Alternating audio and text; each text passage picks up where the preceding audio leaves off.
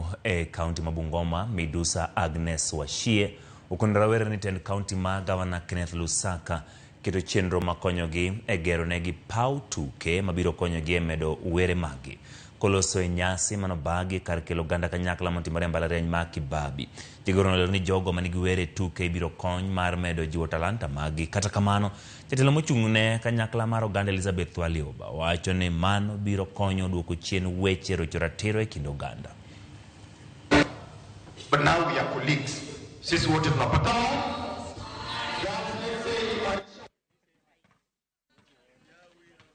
The reason we are here today is to support one of our partners, Imarisha Usawa, and so that they can be able to pass a message to our students, to our girls, to our boys about gender equality and involvement in matters sports, in matters academics, and so that we all work together as a county and see the best we can do for our girls and boys. The Usawa Festival, we believe that is a great opportunity that has brought together different partners, including the county representatives. We have the community itself that is represented by our girls and also community volunteers. We have the partners who have come on board and also the champions, SDG champions, that is Sauti za Usawa.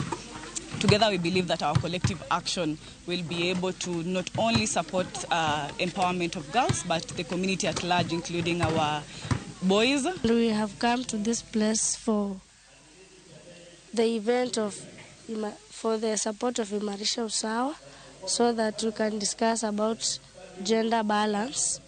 For gender balance, we have come here to discuss about issues so that no one can see that no one is perfect from each other